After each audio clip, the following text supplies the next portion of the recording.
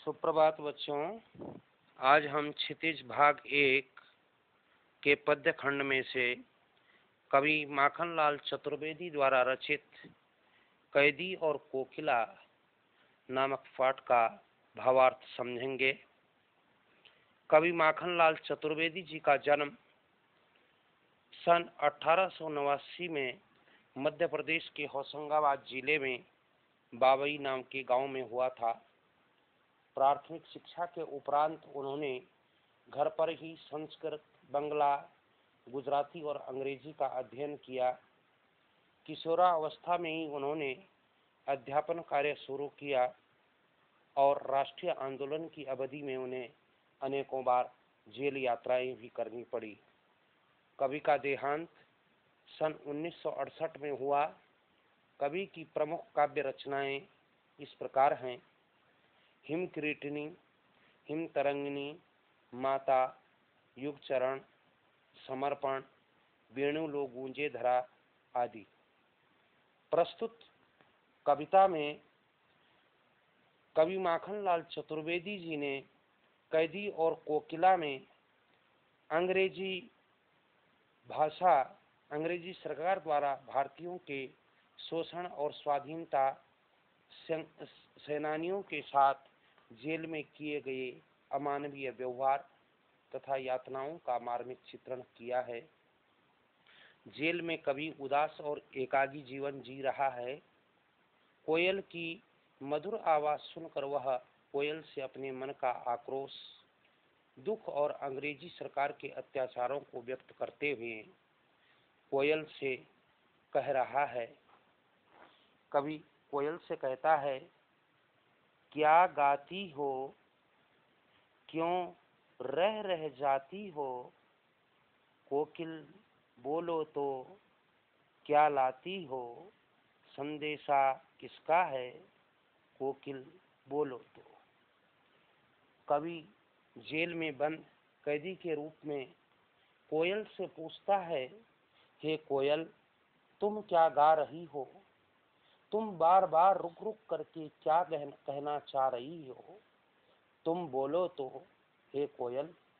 मुझे ऐसा प्रतीत होता है कि क्या तुम किसी का संदेश लाई हो, जिस संदेश को तुम मुझे देना चाहती हो। फिर कहता है, ऊंची काली दीवारों के घेरे में, डाकू चोरों बटमारों के डेरे में, जीवन को देते नहीं भरपेट खाना, मरने भी देते नहीं तड़फ रह जाना।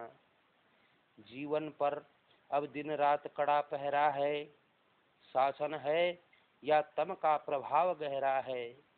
हिमकर निराश कर चला रात भी काली, इस समय कालिमा मई जगी क्यों आली। कवि कोयल से कह रहा है कि हे कोयल, हमें यहाँ जेल की ऊंची ऊंची दीवारों के बीच कैद करके रखा गया है। हम जैसे स्वाधीनता सेनानियों को भी चोरों लुटेरों के साथ रहने को विवश किया गया है। यहाँ पर जीने के लिए भरपेट खाना भी अंग्रेजी सरकार के द्वारा हमें नहीं दिया जाता है। अनेकों अमानवीय परिस्थितियों में रहते हुए भी हम नारकीय जीवन बिता रहे हैं। और ये जेल के जो कर्मचारी हैं, ये हमें मरने भी नहीं देते हैं और तड़फा तड़फा कर जीने को विवश कर रहे हैं। ये कर्मचारी हम सभी पर कड़ी निगाह रखे हुए हैं, कड़ा पहरा, कड़ी निगाह रखे हुए हैं।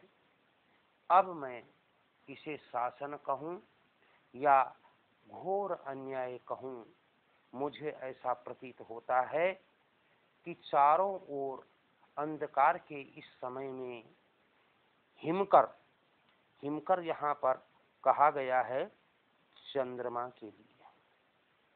रात्रि का जो स्वामी है चंद्रमा, तो मुझे ऐसा प्रतीत होता है कि चंद्रमा भी हमें निराश करके चला है। कहीं से भी हमें कोई आशा की किरण दिखाई नहीं देती है।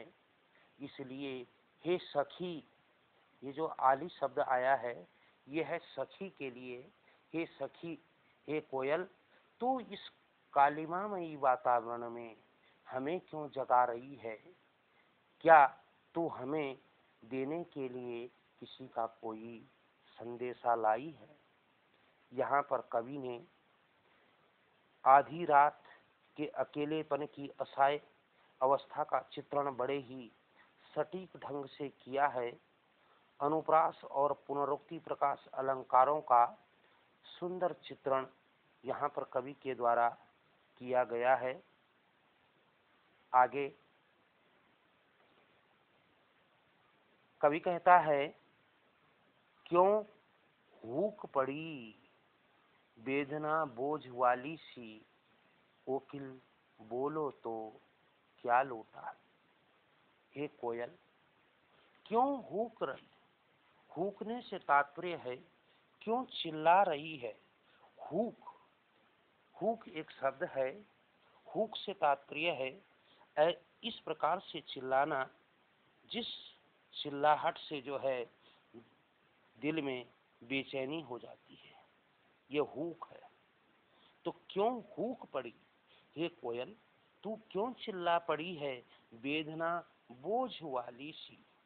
वेदना बोझ वाली सी अर्थात तेरे हृदय में कोई ऐसा कष्ट हुआ है, ऐसा दर्द हुआ है।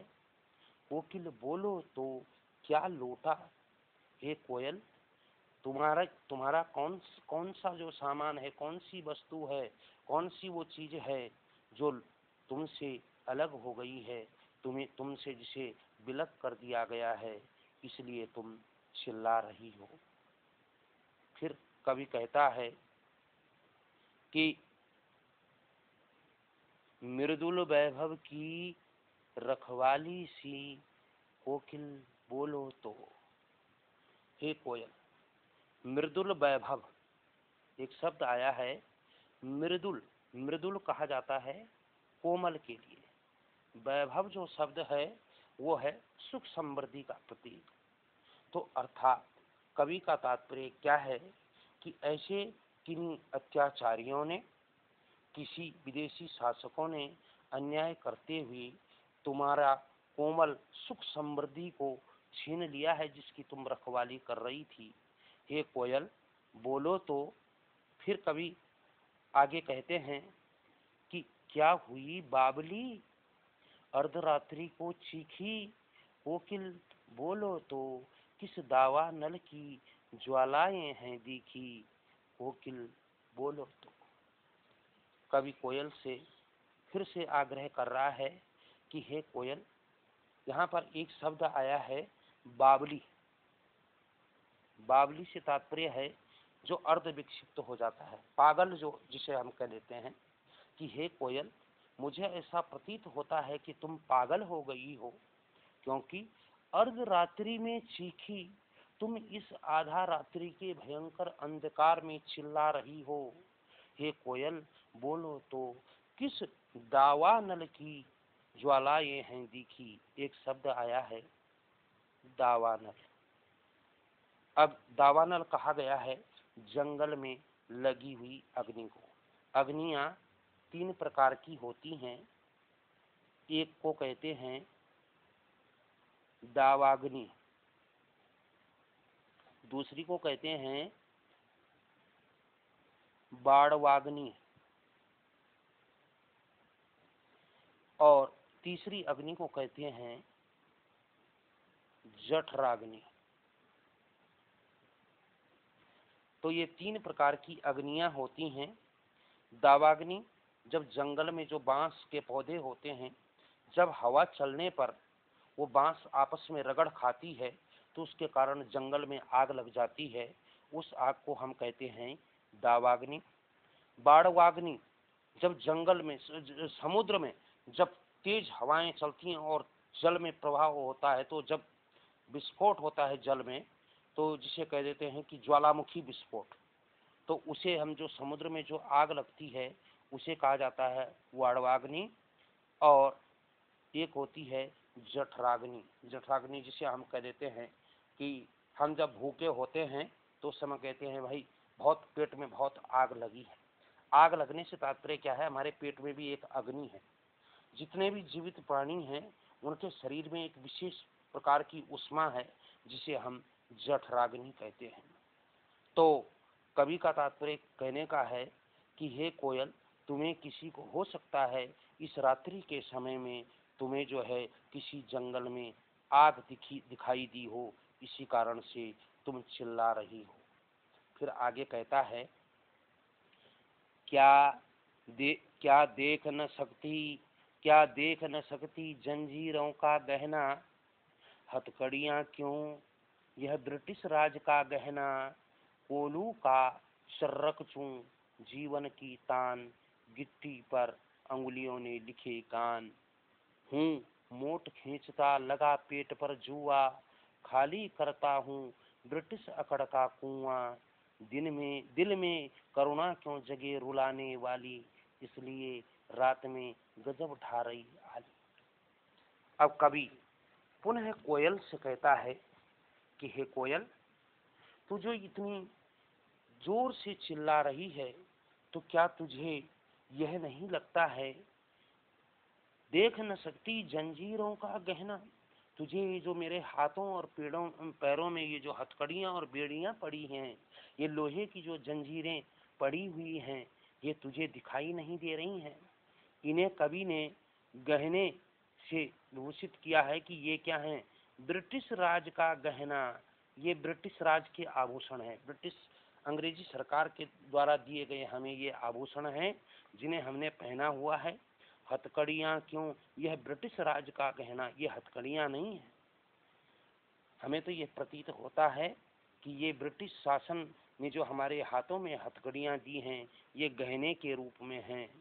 और कोल्हू का शर्रख चूं, कोल्हू का शर्रख चूं कहने से तात्पर्य है कि कैद में रहकर मैं दिन भर क्या करता हूँ, कोल्हू की चर्रख चूं, चरमर की आवाज, ये चर्रख चूं जो है, जो कोल्हू को घूमने से जो एक विभिन्न विशेष प्रकार की जो जो आवाज आती है उसके विषय में कहा गया चर्रख चूं। जीवन की तान, अब तो मेरा जीवन ही ऐसा हो गया कि मैं कोल्हू का बैल बन करके रह गया हूँ, गिट्टी पर अंगुलियों के लिखे गान।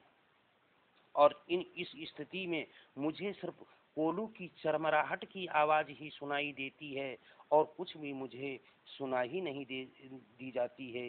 यही मेरे जीवन की तान बन चुकी है। हूँ मोट खींचता लगा पेट पर जुआ, अब मैं क्या है कि हमेशा जो है जुआ खींचते हुए इस कोल्हू का भ्रमण करता हूँ, चारों तरफ इस कोल्हू के घूमता हूँ और खाली करता हूँ ब्रिटिश अकड़ का कुआं। मैं दिन रात प्रयास करके ब्रिटिश जो शासक हैं उनकी इच्छानुसार कार्य कर रहा हूँ, जबकि वह कार्य मुझे क्या लगता है, तनिक भी अच्छा नहीं लगता है। इसलिए हे कोयल, दिल में करुणा क्यों जगे रुलाने वाली, हे कोयल, मेरा दिल जो है इनके अत्याचारों से, अंग्रेजी सरकार के शासकों के अत्याचारों से मेरा मन अत्यधिक कठोर हो गया है। इसलिए तू अपनी इस मधुर वाणी से मेरे हृदय में करुणा क्यों जगाने आई है, मुझे क्यों रुलाना चाहती है, इसलिए रात में गजब ढा रही आली। इसीलिए मुझे प्रतीत हो रहा है कि इस रात्रि में तू मेरा हृदय परिवर्तन करने के लिए आई है। यहाँ पर कवि के द्वारा आधी रात के अकेलेपन की असहाय अवस्था का चित्रण बड़े ही मार्मिक ढंग से कवि के द्वारा किया गया है। यहाँ पर कवि ने विदेशी सरकार की निरंकुशता को भी चित्रित किया है और इस काव्यांश में कवि की देशभक्ति भी उजागर होती है। अब पढ़ते हैं आगे। इस शांत समय में अंधकार को बेध रो रही क्यों हो, कोकिल बोलो तो चुपचाप, मधुर विद्रोह बीज इस भांति बो रही क्यों हो, कोकिल बोलो तो। अब कवि पुनः कोयल से कह रहा है कि इस शांत समय में, इस रात्रि के समय में, जब चारों तरफ शांति का वातावरण व्याप्त है, तो इस समय मुझे ऐसा प्रतीत होता है कि तुम अंधकार को वेद, अंधकार को चीरते हुए तुम रो रही क्यों? तुम पूजन जो कर रही हो, चीख जो रही हो तुम, मुझे ऐसा प्रतीत हो रहा है तुम रो रही हो। हे कोकिल बोलो तो, हे कोयल तुम बोलो, चुपचाप मधुर विद्रोह बीज इस भांति बो रही क्या हो? मुझे तो ऐसा प्रतीत होता है कि इस रात्रि की स्तब्धता में तुम देशभक्तों के मन में चुपचाप क्रांति के विद्रोह का, अंग्रेजों के प्रति विद्रोह का बीज बो रही हो। मुझे तो ऐसा ही प्रतीत होता है। फिर आगे कहते हैं कि हे कोयल, काली तू रजनी भी काली, शासन की करनी भी काली, काली लहर कल्पना काली, मेरी काल कोठरी काली, टोपी काली कमली काली, मेरी लौह श्रृंखला काली, पहरे की हूँ कृति की ब्याली, तिस पर है गाली है आली। कवि यहाँ पर कोयल से कहते हैं, हे कोयल कि देख, इस समय की जो परिस्थितियां हैं, उन परिस्थितियों में और तेरे रूप रंग में कितनी समानता है। कवि कहते हैं, काली तू रजनी भी काली। हे कोयल, तू भी काली है और रजनी, रजनी कहा गया है रात्रि के लिए। यह रात का जो समय है, इसका रंग भी काला ही है। शासन की करनी भी काली, अंग्रेजी जो सरकार है उसके जो क्रियाकलाप हैं, करनी, उसके जो क्रियाकलाप हैं वो भी काले ही हैं। कालों से काली से तात्पर्य क्या है? अन्यायपूर्ण कार्य। जो अंग्रेजी सरकार है वो अन्यायपूर्ण कार्य कर रही है, अन्यायपूर्ण कार्य। काली से तात्पर्य अन्यायपूर्ण कार्य। काली लहर कल्पना काली, काली लहर से तात्पर्य चारों तरफ अन्याय का बोलबाला है, कल्पना काली। और ऐसे में जो है कभी भी कोई सकारात्मक विचार नहीं कर सकता है। सभी के मन में निराशा के बादल छाए हुए हैं। मेरी काल कोठरी काली, जिस कोठरी में मुझे रखा गया है उसका रंग भी काला ही है। टोपी काली कमली काली, जिस टोपी को मेरे सिर पर उड़ाया गया है उसका रंग भी काला ही है। और जो कम्बल मुझे इस काल कोठरी में ओढ़ने के लिए दी गई है उसका रंग भी काला ही है। मेरी लौह श्रृंखला काली, मेरी जो ये लोहे की जो हथकड़ियाँ और बेड़ियाँ हैं, ये क्या हैं? इनका रंग भी काला ही है। और पहरे की हुंकृति की ब्याली, और पहरेदार जो हुंकार भर रहे हैं वो कैसे हुंकार भर रहे हैं? वो सांपिन के समान। ब्याली कहा गया है सांप की। जिस प्रकार सांप फुंकारता है उसी प्रकार वे जो सैनिक, जो पहरेदार हैं, वह पहरेदार निगरानी में लगे हुए हैं। तिस पर है गाली है आली, आली कहा गया सखी, हे सहेली। हे कोयल, मुझे ऐसा प्रतीत होता है कि तुम जो ये गा रही हो, मधुर कलकूजन तुम जो ये कर रही हो, यह मुझे अच्छा प्रतीत नहीं होता है। इसमें इस मधुर करुणा भरे गीतों को छोड़कर स्वतंत्रता का जोश भर देने वाले गीत गाने चाहिए। यहाँ पर कवि ने बड़े ही अच्छे ढंग से जो है ये वातावरण विकसित किया है कि मैं क्या कर सकता हूँ। मुझे तो मेरे अंदर जो जोश है पुनर्जीवित करना चाहती है, उस जोश को जो हताशा में परिवर्तित हो गया है। फिर कहता है, इस काले संकट सागर पर, इस काले संकट सागर पर मरने की मदमाती, मरने की मदमाती, कोकिल बोलो तो अपने चमकीले गीतों को क्यों हो तैराती, कोकिल बोलो तो। कवि कोयल से कह रहे हैं कि हे कोयल, इस काले संकट सागर पर जब चारों तरफ संकट ही संकट व्याप्त है, कहीं पर भी कोई संकट से अलग स्थिति, शांति में वातावरण व्याप्त नहीं है, इस समय तुम मरने को क्यों उतावली हो रही हो। हे कोयल, अपने चमकीले गीतों को, अर्थात तुम्हारे गीत कैसे हैं, चमकीले हैं, जो मन में एक उमंग, एक उत्साह, एक जोश पैदा करते हैं। हे कोयल, तुम ये जो उत्साह पैदा करने वाले गीतों को तुम क्यों गा रही हो। हे कोयल, तुम बोलो तो ऐसे गीतों को तुम क्यों गा रही हो। अब फिर कवि कोयल से कहता है कि हे कोयल, तुम्हारे और मुझ में क्या अंतर है। अब तक तो समानता व्यक्त की थी, अब कवि अपने में अपनी स्थिति और कोयल की स्थिति में अंतर को स्पष्ट करते हुए कहते हैं, तुझे मिली हरियाली डाली, मुझे नसीब कोठरी काली, तेरा नभ भर में संचार, मेरा 10 फुट का संसार, तेरे गीत कहावे वाह, रोना भी है मुझे गुनाह, देख विषमता तेरी मेरी, बजा रही तिस पर रणभेरी। अब जो कवि हैं वो कोयल से कहते हैं कि तेरी स्थिति में और मेरी स्थिति में क्या अंतर है।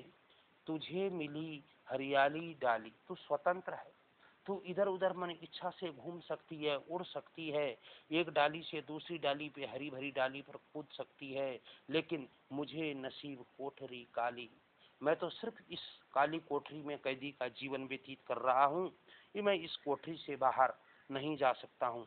तेरा नभ भर में संचार, अर्थात तू पूरे आसमान में जहां जहां तक जा सकती है वहां तक जा सकती है। मेरा 10 फुट का संसार, लेकिन मेरे लिए तो जहां तक ये 10 फुट की ये जो काली कोठरी है, मेरे लिए पूरी दुनिया यही है, अर्थात मैं इससे बाहर न तो जा सकता हूँ न देख सकता हूँ। तेरे गीत कहावे वाह, जब तू आम की डाली पर बैठ करके कल पूजन करती है तो लोग वाह वाही करते हैं, प्रशंसा करते हैं, लोगों को आनंद प्राप्त होता है, लेकिन रोना भी है मुझे गुनाह, इस विकट स्थिति में यहाँ रह करके इन यातनाओं को भुगतते हुए यदि मैं रोता हूँ तो लोग मुझे गुनाहगार समझते हैं, वह मेरा गुनाह समझा जाता है। देख विषमता तेरी मेरी, तेरे और मेरे बीच में यही अंतर है, विषमता, अंतर, असमानता है। बजा रही तिस पर रणभेरी, बजा रही तिस पर रणभेरी, यहाँ पर रणभेरी, रणभेरी कहा गया है। पहले समय में जब राजा महाराजा हुआ करते थे तो अनेकों बार जब आक्रमण की स्थिति होती थी, युद्ध की स्थिति होती थी, तो रणभेरी युद्ध का जो बाजा था, युद्ध पर बजने वाला जो बाजा है उसे कहा जाता है रणभेरी। तो यहाँ पर कवि ने बड़े सटीक ढंग से जो है, प्रभावशाली ढंग से उस समय की स्थितियों को चित्रित किया है। आगे कवि कहते हैं कोयल से कि हे कोयल, इस हुंकृति पर, इस हुंकार भरे शब्दों पर अपनी कृति से और कहो क्या कर। हे कोयल, तू क्या मेरे से और क्या करवाना चाहती है, अर्थात तू मेरे से, हे कोयल तुम ही बताओ कि इस आधी रात्रि में, कोयल बोलो तो, हे कोयल तुम बोलो तो मोहन के व्रत पर, मोहन से तात्पर्य है मोहनदास करमचंद गांधी, हमारे राष्ट्रपिता, कि उनका जो संकल्प था, मोहनदास करमचंद गांधी जी ने के दृढ़ संकल्प से ही हमें स्वतंत्रता प्राप्त हुई थी। तो प्राणों का आसव किस में भर दूं, कोकिल बोलो तो। यहाँ पर कवि कहता है कि राष्ट्रपिता महात्मा गांधी के अथक प्रयासों के पश्चात ही हमें स्वतंत्रता प्राप्त हुई, तो मैं क्या करूं, प्राणों का आसव, आसव कहा गया है रस के लिए, कि मैं नवीन उत्साह का, नवीन आशाओं का, नवीन इच्छाओं का रस कैसे भरूं। हे कोयल बोलो तो। हे कोयल, तुम मुझे बताओ कि इस समय मधुर करुणा भरे गीतों को छोड़कर स्वतंत्रता का जोश भर देने वाले गीत में किस प्रकार गाऊं। यहाँ पर कवि ने अनेकों जगह अनुप्रास अलंकार की छटा और यमक अलंकार की छटा भी दर्शनीय है। कवि ने विदेशी सरकार की निरंकुशता को बड़े ही प्रभावशाली ढंग से चित्रित किया है। कवि ने गांधी जी की वचनबद्धता को भी यहाँ पर दोहराया है। यह पाठ का जो भावार्थ है आपकी समझ में अच्छे ढंग से आया होगा।